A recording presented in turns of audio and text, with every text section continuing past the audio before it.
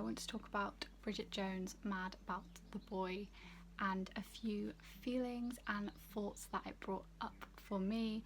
So the movie came out in February of this year and I am now in June getting around to talking about it. So when I went in to watch the new Bridget Jones movie, I knew the gist, I knew what had kind of happened because I'd heard about how the books had happened and I'd also seen the trailer, so I kind of knew what to expect but also didn't. Went in there expecting a fun, light-hearted time and spent the majority of the movie crying my eyes out in intense sadness and grief feelings. And if you don't know, in the movie Bridget Jones' Mad About the Boy, they kill off Mark Darcy, who is Bridget Jones's man. He is her other half. He is her literal Mr Darcy. And when I watched this movie, and I knew that he was killed off, but actually seeing it portrayed, it felt personal. Watching this movie that is part of the Bridget Jones franchise, that is a very light-hearted franchise generally, it felt almost like a sin had been committed seeing Darcy killed. It was like the secret contract between moviegoer and rom-com creator had been breached, and they had done something plot-wise that didn't correlate with what I expect from a rom-com. It was just as if they'd killed off Matty, Aaron Samuels, or Lord Devereux.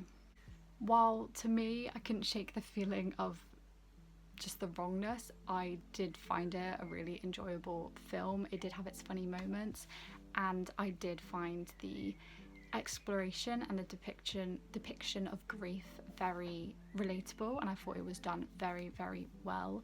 So I lost my brother 3 years ago, so of course have been in intense grief, and I think this movie captured it so perfectly and so well, which is why when I first watched it, it ended up hitting me so hard, and why I spent the majority of the cinema going experience crying my eyes out. But I did find it a heartfelt and genuinely enjoyable movie, and I also enjoy movies that make me feel, even if they, you know, unlock grief and unlock hard emotions. That's why I watch movies, so I did enjoy it. But the death of Mark Darcy got me thinking over this question of rom-coms and the rules and happily ever after, and it made me start to question what happens after happily ever after. Because if you just watch Bridget Jones 1 and 2, which I think are that's what I think of when I think of Bridget Jones, those are the Bridget Jones movies that I was raised on, number 2 kind of ends as happily ever after. And so it was so interesting that then we get to see Mad About the Boy, where it kind of shows what happens after happily ever after, and it's not kind of the happy journey that we thought it would be. It had me wondering what happens in happily ever after for other movies. What happens after Mr Darcy and Elizabeth get approval from Mr Bennet? What happens when Georgia and sex god Robbie go off to university? What happens after the fairy tale and the rom-com have ended? And in this new Bridget Jones, we're forced to confront the reality that sometimes is not always nice and not always comfortable. And we're almost confronting real life in that movie in a genre that sees real life through rose-tinted glasses. And over the past year, I've heard a lot of discourse about kind of the death of the rom-com, with rom-coms like Anyone But You coming out, and that one with Anne Hathaway, I think it's called The Idea of You, and kind of how it's a dying genre and they don't make good rom-coms anymore. And I don't think I fully agree with this. I think they can make good rom-coms. I think Rye Lane is an example of this, even though I haven't seen it yet, but apparently that's really good. And then even this Bridget Jones Mad About the Boy, I think is a successful modern rom-com. But it does just feel a bit like the majority of modern rom-coms have lost their sparkle. And also, I remember when the third Bridget Jones movie came out, and I remember not really loving it, and it didn't really hit. It didn't hit how the first two hit when I watched them as an 8-year-old girl. So it's an interesting question of, in the midst of the apparent death of this genre, how do they make a fourth installment of Bridget Jones, which was, in my opinion, the pinnacle of British rom-com movies?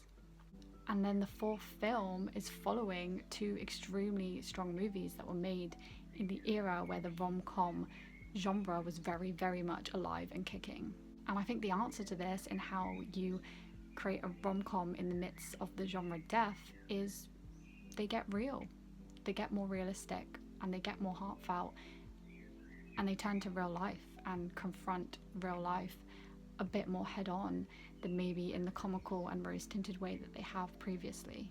And I did feel it when watching this fourth movie. I felt that the message and the heart of this movie felt different and felt a lot more authentic and a lot more real. Examining life after the fairy tale ending, which is rarely depicted in rom-coms, many of which are inspired by either grim fairy tales or Shakespearean texts, reminds me of the novel Charlotte by Helen Moffat, which looks at the life of Charlotte from Pride and Prejudice after the events of Pride and Prejudice.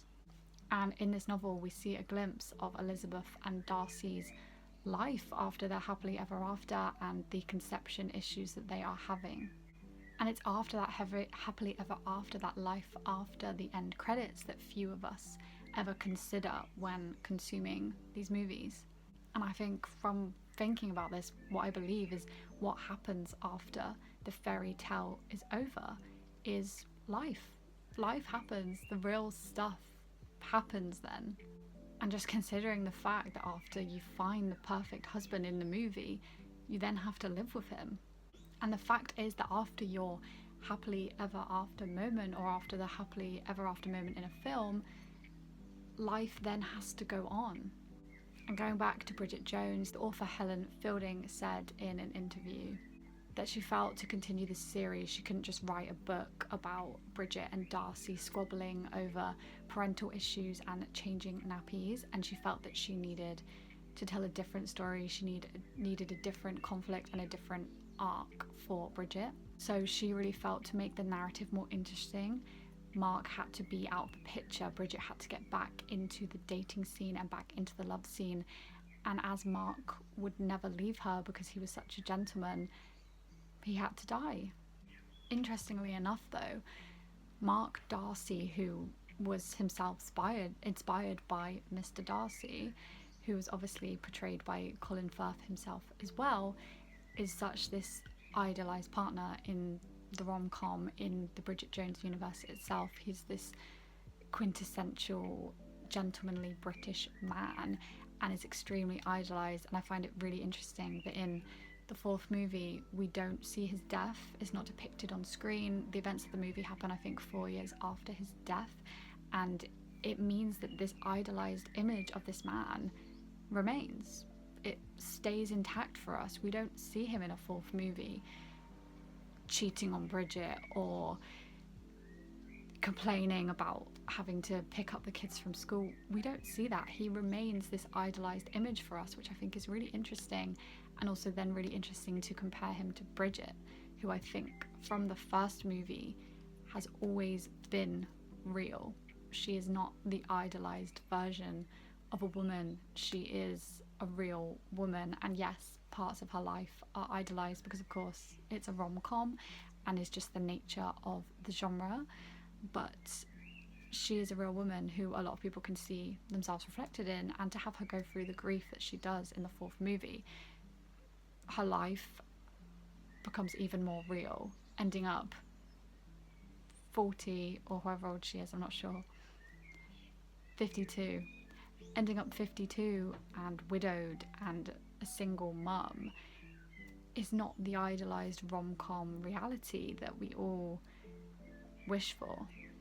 And I feel especially in the fourth movie, Bridget reflects the real life pain that we may experience in our lives after the credits of the movie have rolled.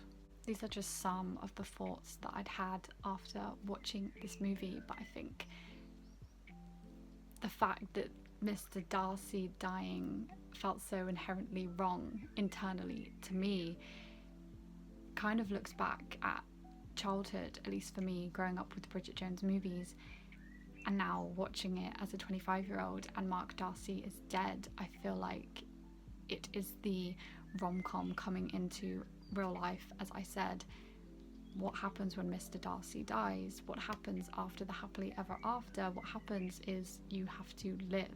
You have to live life, and you have to feel emotion, and you have to feel pain, and you go through hardships. And I wonder if this so-called death of the rom-com can be saved by potentially the rom-coms leaning more into the real. And yes, we have rom-coms that explore a myriad of things, and we have rom-coms that explore grief and death and real horrific human experiences. But maybe we need to push it more, and maybe that is how we can go forward with this genre and produce rom-coms that really truly reflect the women that are watching them and the struggles that they may face either now or later in life, maybe even after they found their happily ever after, whenever that happens for them. And thinking about this just makes me wonder, for us as women searching for love, searching for happiness, searching for an ending, maybe there is no happily ever after. There is just life, and there are just moments. There are moments, Bridget and Mark kissing in the snow, and there are moments of them having their first child, and there are horrible moments of Mark's death, and maybe there is no one defining happily ever after, and maybe that's okay as well. I think life is feelings and life is experiences, and there is no one happily ever after.